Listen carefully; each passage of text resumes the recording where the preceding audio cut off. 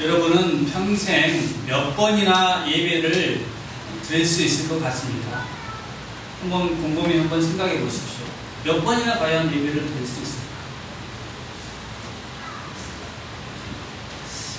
그러면 여러분은 예배를 드릴 때에 예배를 잘 드리고 있다고 생각하십니까? 아니면 예배에 내가 실패하고 있나 그런 생각을 하고 계십니까? 물론 이것은 다 우리들의 생각입니다. 하나님 편에서는 어떻게 생각할지 어떻게 받을지는 다 하나님의 몫이죠. 우리가 하나님 앞에 정성을 다해서 온 힘을 다해서 예배하는 이 자리가 하나님이 받은 직스러운 그러한 예배가 될 줄로 믿습니다. 여러분 다 알다시피 기독교는 은혜와 사랑의 종교이죠. 그래서 믿지 않는 사람도 교회 다니는 사람은 어떤 사람? 사랑이 많은 사람이라고 그렇게 이야기들을 합니다.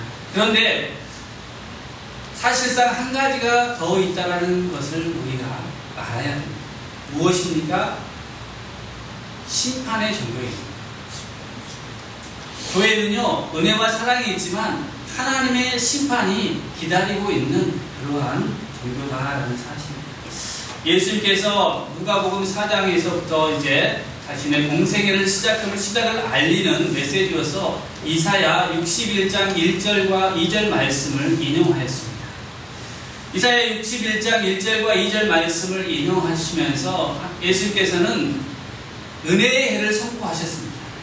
갇힌 자와 눌린 자와 포로된 자들에게 해방을 주겠다라는 은혜의 말씀을 선포하시면서 자신의 공생애를 시작하셨다. 그런데요, 이사야서 61장 1절과 2절을 자세히 들여다보면 마지막에 하나님의 보복의 날, 하나님의 심판의 날이 적혀 있는 것을 우리가 알아야 된다는 것입니다. 지금은 이 세상이 은혜를 받는 해이기 때문에 누구라도 다 은혜 가운데 참여할 수 있습니다. 자신의 죄를 회개하고 주님을 찾으면 모두가 다 하나님의 은혜를 받아서 하나님의 나라에 갈 수 있는 은혜가 지금 바로 여기에 머물고 있다는 것입니다.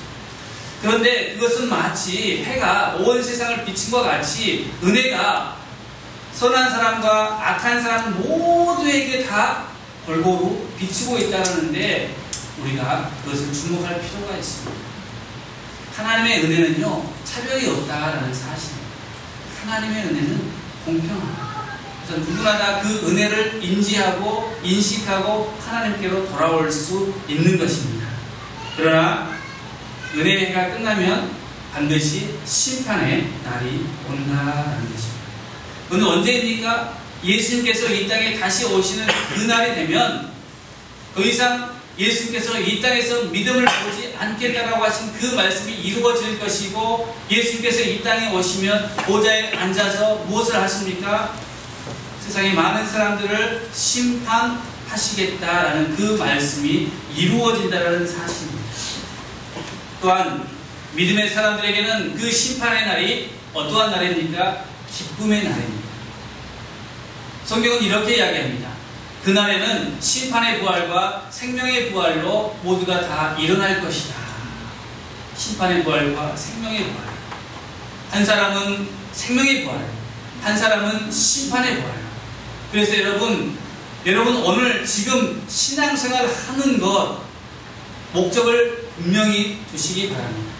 이 세상에서 사는 것, 잘 먹고 잘 사는 것이 목적이 아니라 우리가 하나님 앞에서 겸손히 생명의 부활을 기다리며 신앙생활을 해야 되는 것이죠. 성경 구약을 보면은요, 하나님께서 이 세상을 심판하는 내용들이 많이 나옵니다. 처음에 심판은 어떠한 심판입니까? 아담이 죄를 범했을 때 그 아담에게 죽음을 저주를 통해서 죽음을 그에게 주십니다. 그것이 바로 인류의 심판이죠. 첫 번째 죽음이 세상에 들어오게 되어서 누구나 다 육신을 입고 있으면 죽는다라는 것이 변하지 않는 명제가 되었습니다. 그래서 그것은 어떠한 사람들이라도 극복할 수 없는 벽이 되었습니다. 벽. 두 번째 심판은 어떤 심판이었습니까? 이들이 너무 하나님 앞에 죄를 많이 범함으로 간영했다라고, 죄가 간영했다, 죄가 가득 찼다라는 겁니다. 하나님께서 무엇으로 심판하셨습니까? 물로써 이 세상을 심판했습니다. 오직 누구만 은혜를 받았습니까? 노아와 그의 가족들만 은혜를 받았습니다. 그리고 소돔과 고모라를 심판하셨고요. 그리고 하나님께서 율법을 주신 이 이스라엘을 심판했습니다. 하나님을 떠나서 우상을 섬겼던 그들을 심판하셨다. 수많은 심판들이 있지만 이제 인류 최후의 심판은 우리를 여전히 기다리고 있습니다. 예수께서 언제 오실지 우리가 잘 모르지만 우리가 지금까지 예수님이 오시지 않았다라고 해서 게으르거나 우리의 마음속에 오시지 않겠지라는 그러한 마음을 먹어서는 안 된다.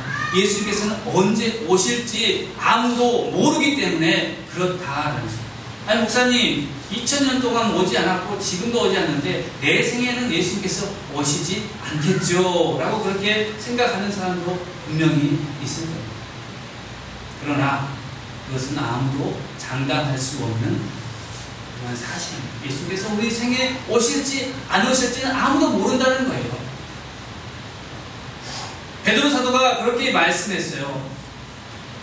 주께는 하루가 몇 년이요? 1000년 같고 1000년이 하루 같다라는 그 사실이 있지만 우리에게는 1000년은 1000년입니다. 그렇죠? 그러나 주님께는 1000년이 하루 같다라는 말씀. 이 말씀이 무슨 말씀인지 여러분 잘 아셔야 돼요.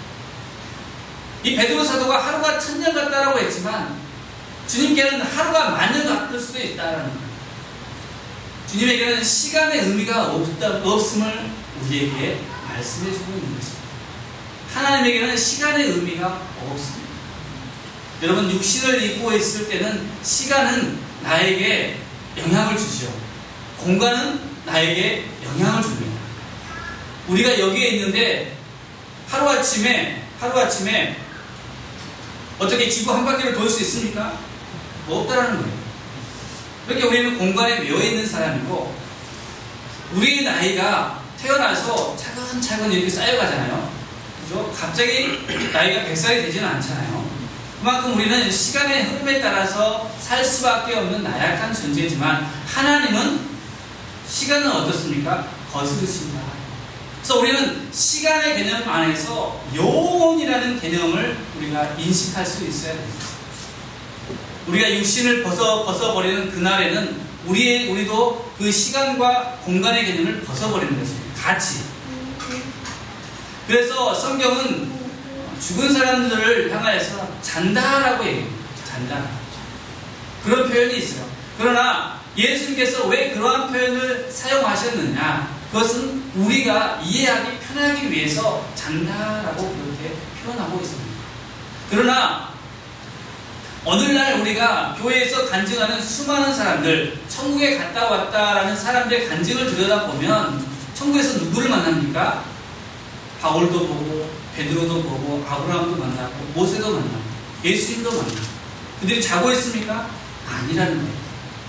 그들에게는 이제 시간의 개념이 없다는 거예요. 그래서 그들은 영원한 하나님 품 안에서 그대로 머물고 있는 것입니다. 그래서 그들이 머물고 있다가 예수님께서 오실 때에 그들도 함께 생명의 부활로 변화된 몸을 입고 영원한 몸을 소유할 수 있다는 거예요. 지금은 그 몸을 소유하지는 않았지만 그래서 이제 아직은 아니지만 이제 미래에 그것이 이루어질 것이다라는 거예요. 그래서 우리도 예수님을 믿고 우리가 죽으면 누구의 품으로 갑니까? 하나님의 품으로 간다. 하나님의 품으로. 여러분 예수님을 믿습니까? 네. 여러분 구원을 받았습니까? 네. 네. 저번 시간에 얘기했죠. 또 까먹었을까봐 한 번 더 가기시켜요. 구원은 내가 얻는 것이 아니고 받는 겁니다. 선물로 받는 거예요.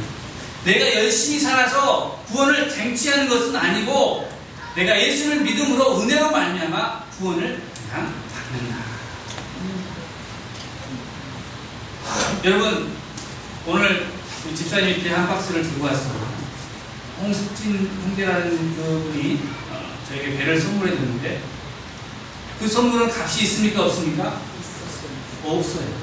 없기 때문에 제가 받는 것이고 그 받는 것을 또 여러분과 함께 나누기 위해서 가져왔다는 거죠. 선물은 얻는 것입니까? 받는 겁니까? 선물은 내가 돈을 지불하는 겁니까? 그냥 받는 겁니까? 구원은 여러분이 그냥 받는 것이다. 믿기만 하면 받는다.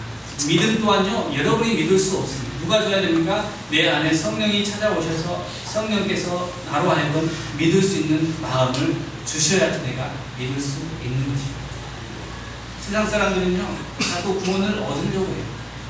그래서 이 기독교보다도 다른 종교를 찾아가요. 왜냐하면 쉽기 때문에. 얼마나 쉬워요. 내가 하기만 하면 내가 얻을 수 있으니까. 그거는 너무 쉽다는 거예요. 그러나 구원은 내가 예수를 믿어야지만 그걸 받을 수 있는 거예요. 그 사실을 여러분 명심하십시오. 그러면 구원은 받는 것이다 라는 것을 내가 믿으면 행복하십니다. 저분입니다. 방금 들어오신 분이 오늘 배를 저에게 선물로 주신 분입니다. 참 호랑이도 뭐라고 하죠? 저만은 양반 못 되는. 하나님은요 우리에게 믿음도 주시고 구원도 선물로 주신다. 값없이 주신다. 그 사실 분명히 아셔야 됩니다. 그래서 구원이 있으면 뭐가 있다고요? 심판. 그래서 우리는요 하나님 앞에 두렵고 떨림으로 구원을 이루어 나가라고 바울 사도가 얘기하는 겁니다. 어떻게요? 두렵고 떨리는 마음. 구원 받았다고 해서 세상 가운데 마음대로 살 수 있습니까? 아니요. 더욱더 하나님 앞에 겸손히 엎드리고 그 받은 은혜를 가지고 하나님 그 은혜를 가지고 사랑을 가지고 한 사람 한 사람 사랑하면서 섬기면서 그렇게 사는 겁니다. 우리 한마음교회 올해 목표는 뭡니까? 올해 목표보다도 우리 한마음교회 목표는요 우리 모두가 다 그리스도인 되는 겁니다. 절대 교인이 아닙니다. 한 사람 한 사람 모여들어서 교인 되게 하는 것입니다. 우리 집사님 교회는요 예전에 3만 명 4만 명 되는 교회였습니다. 지금은 몇천 명밖에 안 되지만 3만 명 4만 명 되는 사람들이 교인이 아니라 그리스도인이면요 이 한국 사회를 변화시킬 수 있습니다. 한국 교회가 1000만이라고 했는데 그 사람들이 정말 그리스도인 되었다면 이미 한국 사회는 다 하나님의 자녀가 되었을 거예요. 여러분 교인 되려고 노력하지 마시고 그리스도인 되려고 노력하십시오. 아멘. 하나님 안에서 그렇게 겸손하게 그리스도인 되려고 하십시오. 오늘 요나를 통하여서 하나님께서는 이미 우리에게 그것을 보여주셨습니다. 어떻게 살아야 될지, 그리스도는 어떻게 행동해야 될지, 그리고 예수님께서 이 땅에 오신 그 모든 것을 요나를 통하여서 보여주셨다는 사실을 여러분 아셔야 됩니다. 예수님께서도 바리새인과 서기관들이 우리에게 표적을 보여주면, 기적을 보여주면 우리가 당신을 믿겠습니다 라고 했을 때에 예수님께서 딱 한마디 하셨어요. 내가 너희에게 보여줄 표적은 다른 것이 아니라 요나의 표적밖에요. 오늘 요나는 하나님 앞에 너는 가서 외쳐라 라는 명령을 받았습니다. 가서 외쳐. 그러나 요나가 어땠습니까? 오늘 어떻게 했다고요? 도망갔어요. 성경의 많은 인물들 중에 보면요 이 요나는 굉장히 독특한 사람이에요. 그리고 독특한 은혜를 받은 사람이에요. 다른 사람들은요 순종해서 복을 받아요. 불순종해서 조절을 받아요. 그러나 요나는요 명령을 받았지만 불순종해서 도망가요. 그 도망가는 배는 무엇을 의미하냐면 세상을 의미합니다. 세상. 그래서 그 요나가 세상 속에 숨는데 배 밑에 숨어요. 가장 밑에 하나님이 보지 못하실 것이다 라는 생각으로 숨어요. 우리도 하나님의 명령을 받고 순종하지 못한 채 어디에 숨으려고 합니까? 자꾸 세상 속에 숨으려고 해요. 숨지 마세요. 거기에도 하나님이 계신다. 그래서 어떻습니까? 세상에 있는 사람들의 그 이기적인 마음을 그 배에서 보여줘요. 자기들의 목숨이 소중하기 때문에 살려고 풍랑이 일었을 때 무엇을 먼저 버렸습니까? 자신들의 짐을 먼저 던졌다고요. 살기 위해서 자기가 가진 모든 재산을 다 소비해요. 살기 위해서 다 버려요.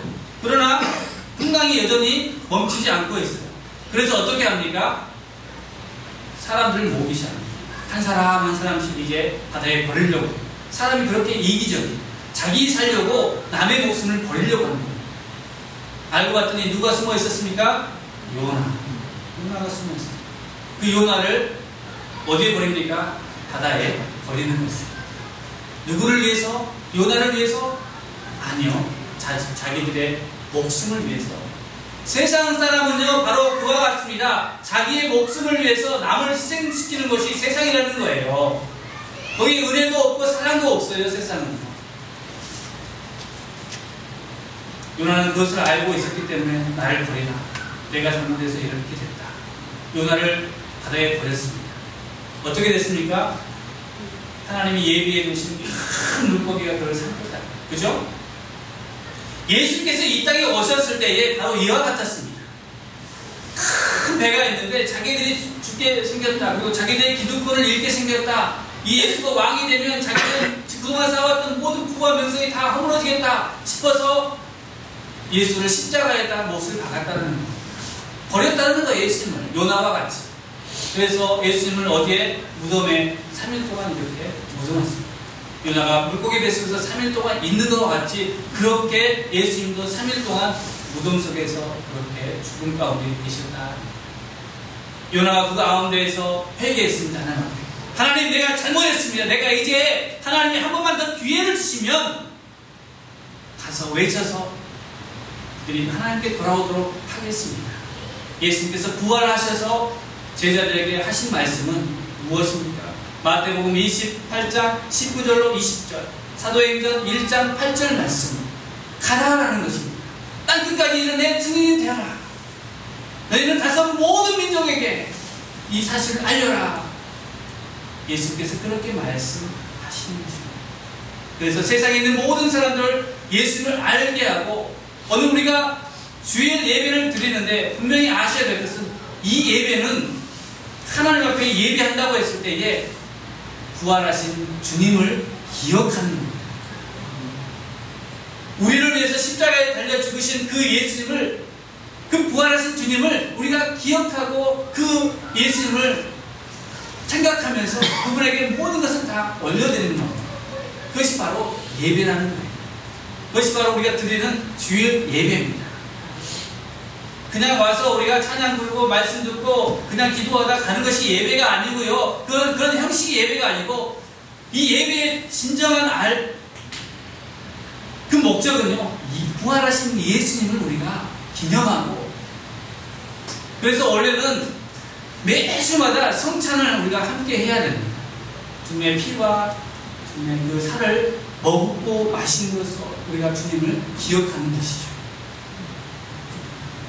바로 예배가 그러한 것과 그래서 요나는 그러한 모든 것들을 우리에게 보여주면서 어떻게 했습니까? 니느웨 성에 가서 너희의 죄가 너무 많다. 하나님이 너희를 심판하실 거야.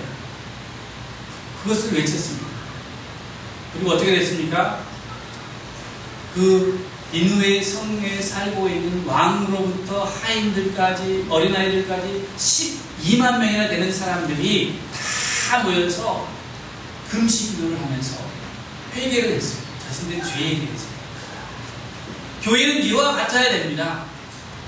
교회는요, 세상에 살고 있는 많은 사람들에게 너희들은 죄인이다, 주님께 돌아와야 된다 해서 모인 것이 이 교회라는 거예요. 그래서 이 교회에서 해야 될 것은 무엇입니까? 앉아서 먼저 하나님 앞에 내 죄를 고백하는 그 일을 해야 되는 것입니다. 우리의 죄를 다 고백해 하나님 앞에, 하나님 나는 이와 같습니다. 나의 죄를 용서해 주십시오. 이 죄를 용서해 주십시오. 제가 구원받기도 감당하지 못하겠지만 하나님 말씀하시면 나를 용서해 주고 나를 구원해 주십시오. 하나님의 은혜를 간절히 사모합니다. 그때 그곳에 기적이 일어나는 것입니다. 네. 그것이 바로 우리가 믿는 이 기독교의 핵심이고, 그것이 바로 우리의 마음을 후려치는 복음의 본질이라는 겁니다. 그러한 복음을 소유하지 않으면요, 힘없는 복음, 지루한 복음, 재미없는 복음, 그래서 여러분 교회를 떠나가게 되어 있어요. 여러분의 가슴 가운데 있는 그 복음, 그 예수 그리스도가 힘있는 예수님이 되시길 바랍니다. 네. 그래서 요나에게 예수님께서 말씀하신 것처럼, 하나님께서 말씀하신 것처럼 가라 세상으로 라는 말씀이 있습니다. 교회는요, 원래 세상에 있는 죄인들을 불러 모아서 그들을 잘 가르치고 훈련해서 어떻게 합니까? 다시금 세상으로 보내는 것이 교회입니다. 그러므로 제가 여러분들에게 여러분이 그리스도인 되어야 된다는 그 사실은요, 교회 안에서 잘 먹고 잘 사는 것이 아니라 여러분의 삶의 현장에서 예수님을 믿는 사람들로서 착하고 정직하고 의롭게 살라는, 그리고 많은 사람들을 사랑하며 섬기며 그렇게 봉사하며 살라는 것입니다. 미국의 세비어 처치라는 것이 있습니다.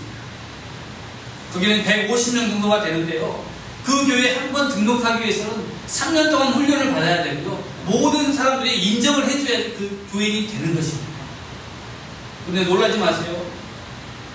여기 150명이 되는 사람들이요, 수천만 달러를 그들이 가지고 사회에 많은 일들을 감당하고 있어요.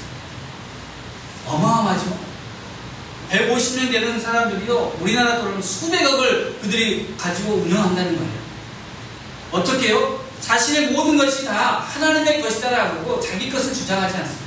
그것을 가지고 사회에 봉사하는데, 수되면 난민들을 돕는 데에 그것을 가지고 사용하고요, 자기들 그룹끼리 연결되어서 그 그룹들이 그런 일들을 다 감당합니다. 150명이 그 일을 감당합니다. 수많은 교회가 그것을 감당하는 것이 아니라 150명만 돼도 그 일들을 다 감당할 수 있다고요. 우리 한마음교회가 그런 교회가 됐으면 좋겠습니다. 아멘. 한 명 한 명이 수천을 감당하고 수만을 감당할 만한 그런 능력을 소유한, 그 복음을 소유한 여러분들 되기를 바랍니다. 하나님은 여러분들에게 그렇게 복을 주실 줄로 믿습니다. 아멘. 여러분, 여러분들에게 희망이 있습니다. 여러분 한 명 한 명에게 하나님의 소망이 있습니다. 그 꿈을 이루라고 하나님은 여러분을 불러주셨습니다. 그러므로 여러분, 소망을 갖고 희망을 갖고 살아나가시기 바랍니다. 세상 가운데 여러분 힘들게 살지라도 포기하지 마시고, 하나님이 나를 이곳에 불렀으니 내가 이곳에서 하나님의 뜻을 이루리라라는 그 각오만 있으면 하나님께서 그곳에서 일으켜 세울 때에 복동이었던 다윗이 통일왕국의 왕이 된 것처럼 여러분들 그렇게 사용하실 줄로 믿습니다. 그게 바로 믿음입니다. 하나님 안에서 믿음입니다. 그냥 세상 사람들처럼 세상 사람들이 저렇게 하니 나도 저렇게 해야 되겠다? 아니요. 그렇게 하지 마십시오. 세상 사람들은 이익을 쫓아가지만 우리는 무엇을 쫓아갑니까? 하나님의 나라와 의를 쫓아가면서 한 사람의 생명을 귀하게 여기면서 그렇게 믿음 생활하시기 바랍니다. 아멘. 하나님이 여러분의 삶을 축복해 주실 줄로 믿습니다. 아멘. 오늘 이 시간 우리 다 같이 기도하실 때에 오늘 말씀을 들은 대로 우리가 세상에 나아가서 어떻게 살아야 될 것인지 우리가 결단하는 시간을 갖겠습니다. 이제 하나님, 지금까지 내가 몰랐습니다. 내가 어떻게 살아야 될지 몰랐습니다. 내가 믿음의 사람이지만, 교회 다녔지만, 내게 믿음이 없다고 그냥 자책했지만, 하나님 그렇지 않습니다. 하나님께서 나에게 믿음을 주시고, 그 믿음을 가지고 복음이 무엇인지를 알게 해주시고, 그 복음을 품고, 예수 그리스도를 품고, 세상 가운데 소망을 가지고 힘있게 살게 해 주시옵소서. 도와주시옵소서. 하나님의 힘